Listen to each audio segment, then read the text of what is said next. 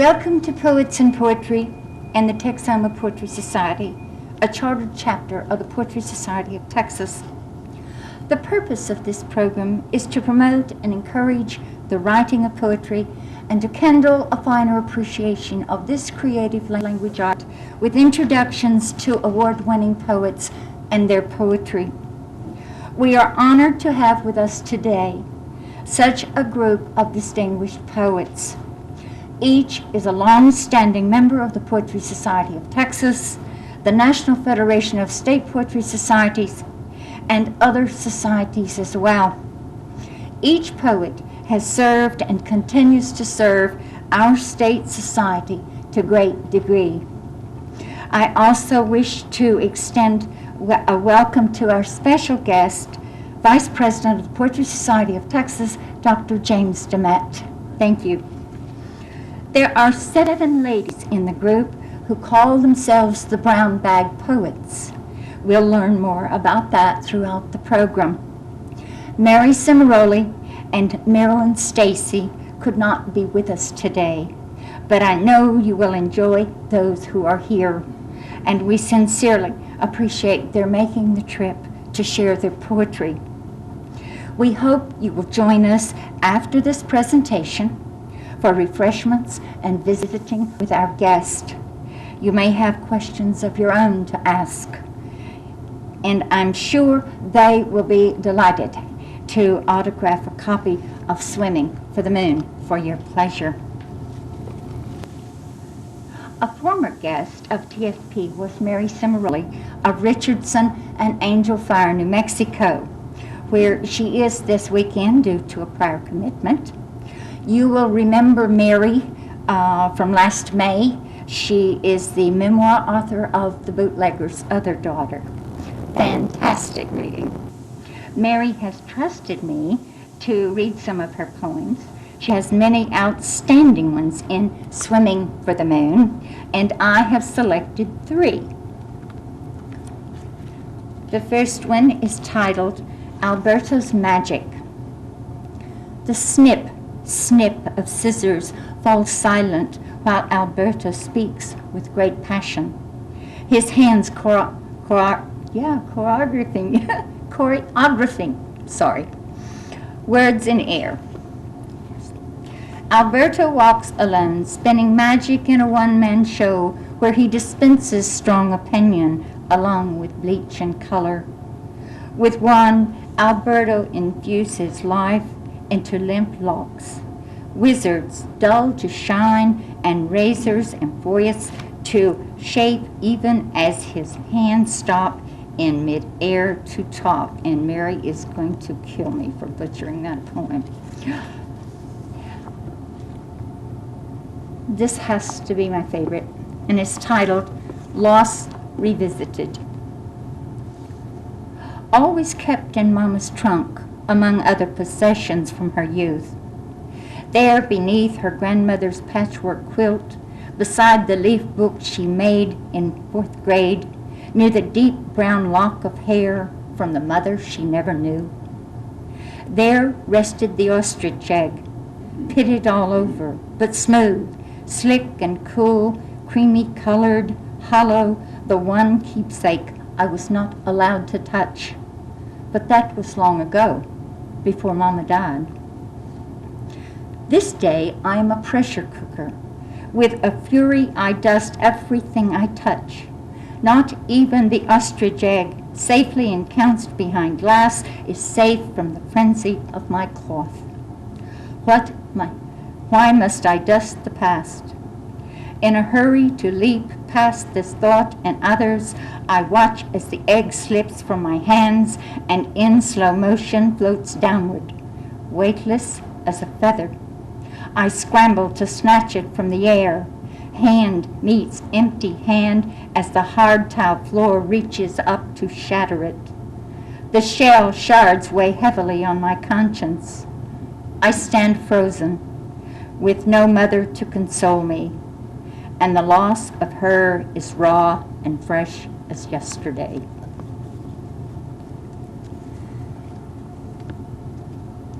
Here's to Bell's green glass.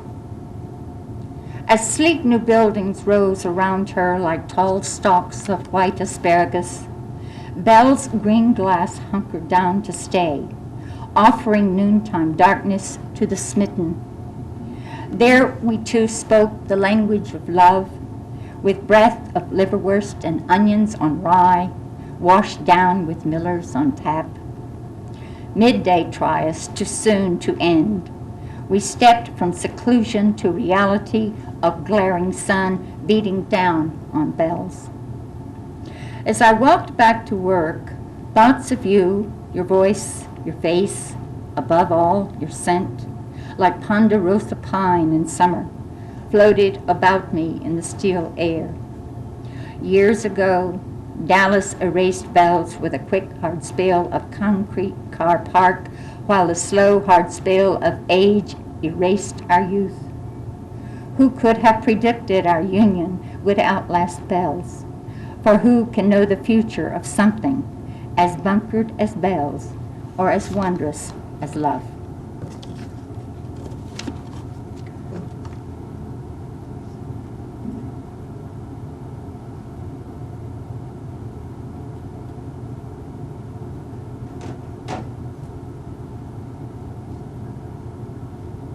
And now for our guest.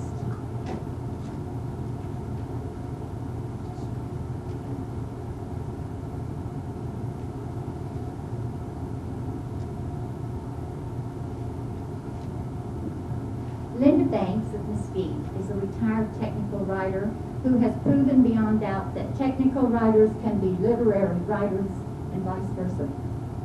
She served on the executive board of the Poetry Society of Texas for many years and the 18th president of that society.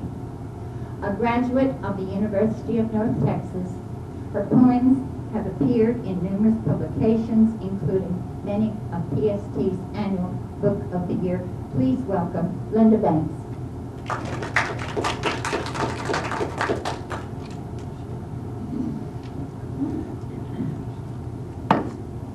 Hello. Hello, Linda.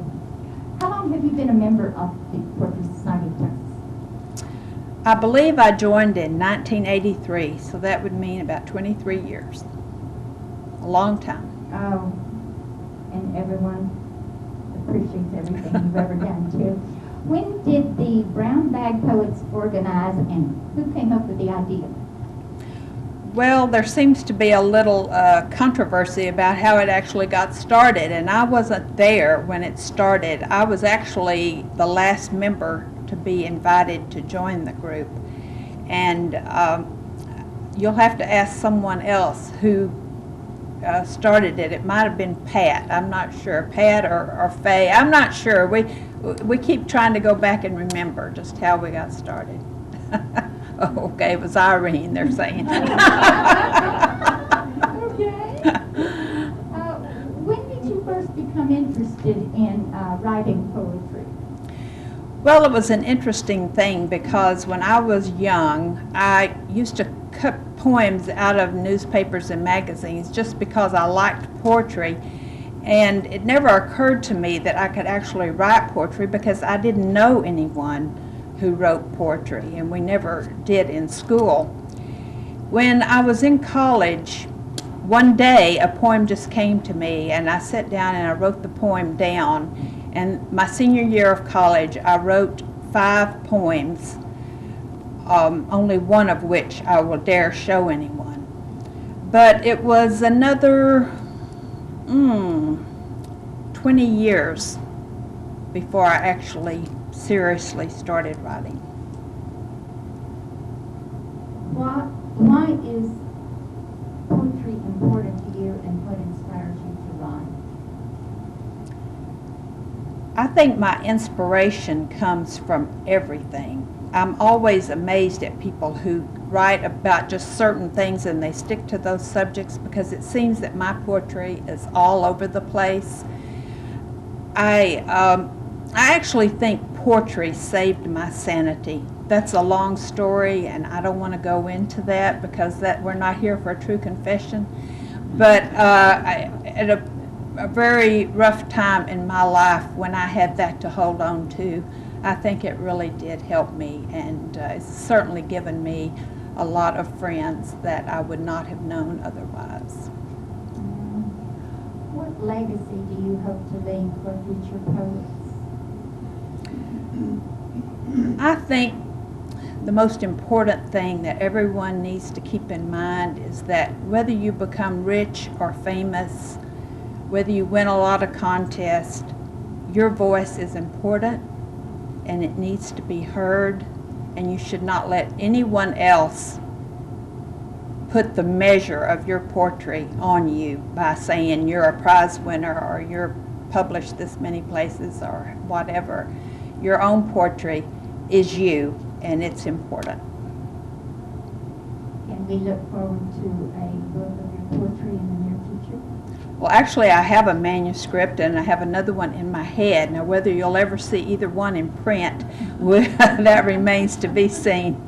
I just, if I could take just a moment, I just read about a lady that I met down at the University of Mary Hardin-Baylor who writes wonderful poetry, and it took her 10 years to find a publisher for her first book, so it's not that easy. Thank you, Linda. And now for poetry by Linda Banks. I'd like to start with a short poem from our book, A Gleam Beyond the Glass. The memories are dimmed by time, like dust upon a looking glass.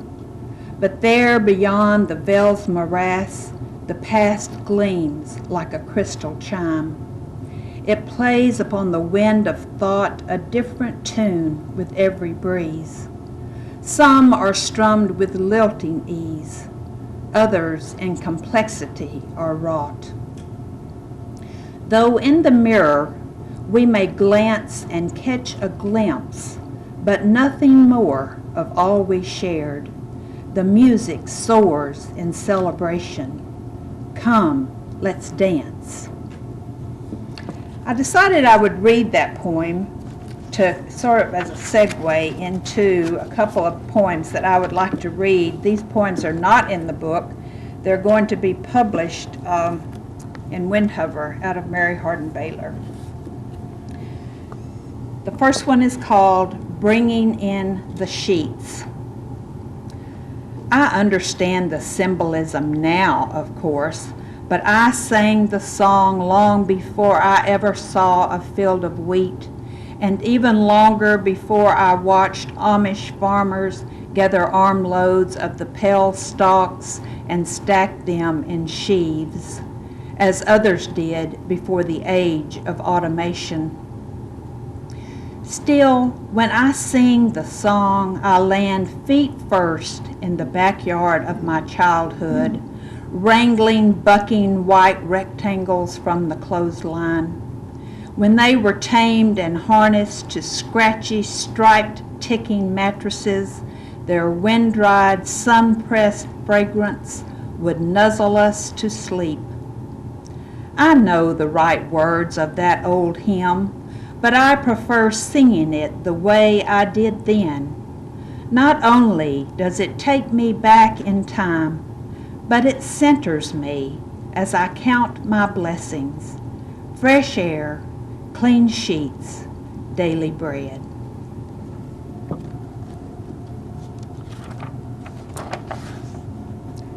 The next one is called Tabernacle, and it is about sort of a landmark in my hometown of Detroit, Texas, where I was born and where I lived until I married.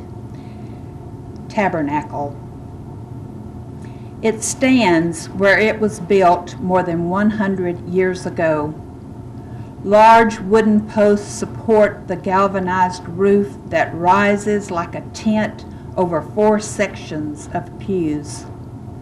3 sides are open for ventilation, with a solid wall behind the choir loft and platform for piano and pulpit. The dirt floor is covered in sawdust, as it has always been. Now available only for craft sales, pancake breakfast, or musical entertainment. It is a silent witness to long ago revivals. The small frame churches in town could not hold the crowds that came from surrounding communities when an evangelist came to preach. Despite the heat and humidity, summer revivals were as commonplace as autumn harvest and winter holidays, and were as eagerly awaited.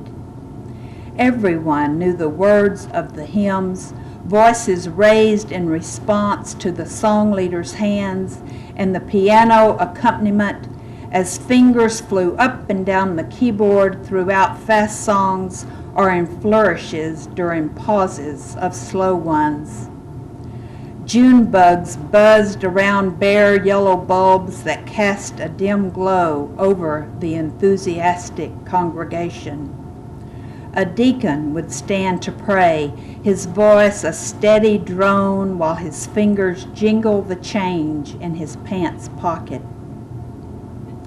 10 offering plates were passed and filled with crumpled dollar bills or small change, and sometimes an envelope designated as a love offering for the preacher.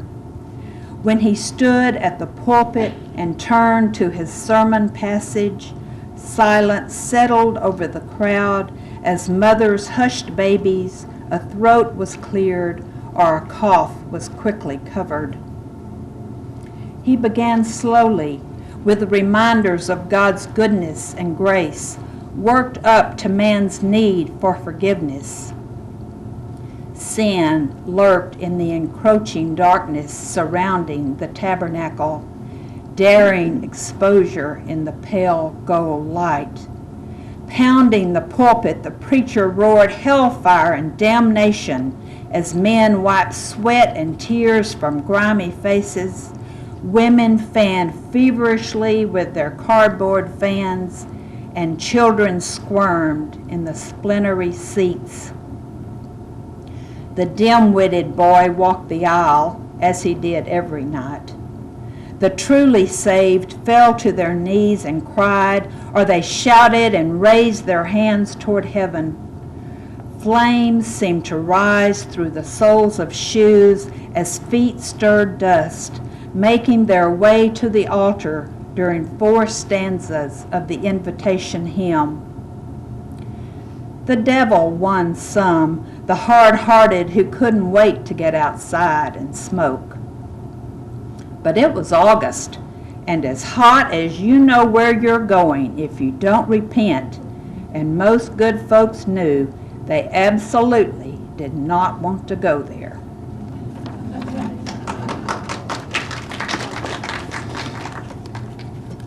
I'd like to go back to our book. I like to call myself a gardener, but I admitted recently that I'm actually more of a digger. I just love to dig in the dirt. Don't always have a lot of results. I will not mind. This poem begins with an epigraph.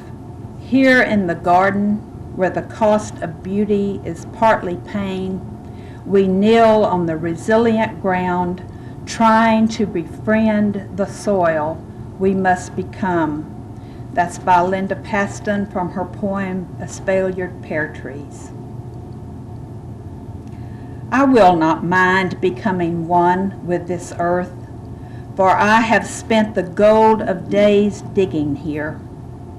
I am rich with its bounty. It gives up its yield to feed me, clothes me with its cloak of color, and comforts me with its beauty. When I must, I will lie down and let it wrap me in its arms and hold me for eternity. My bones and flesh will become the energy of another harvest. Someday, someone may gather a blossom here, cradle it in their hands, see my likeness in its face. Thank you. Thank you, Linda. Thank you so much. Our next guest is Irene Carmichael of Dallas. A life member of the Poetry Society of Texas, she began a professional career in advertising and progressed to composing and presenting book reviews and original dramatic programs. Her honors and awards are many in the world of poetry. Please welcome Irene Field Carmichael.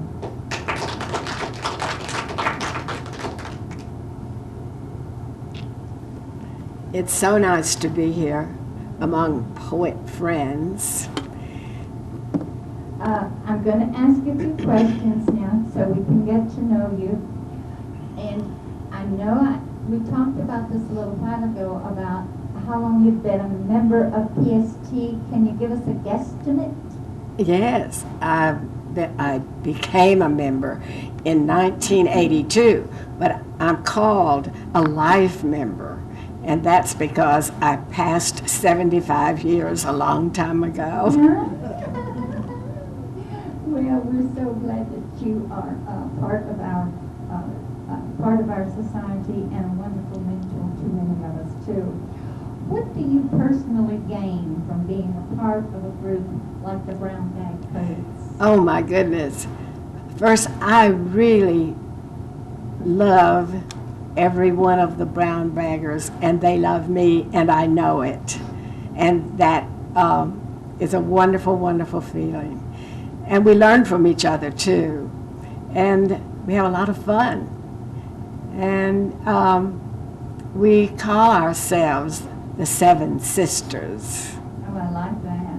I'm very envious, you know, that I don't live close enough that I can make it 8. You recently published a book of poetry titled Sincerely Yours, which I understand you're going to be reading some today. What is the theme of this collection? Well, the title, Sincerely Yours, just came about because after I put together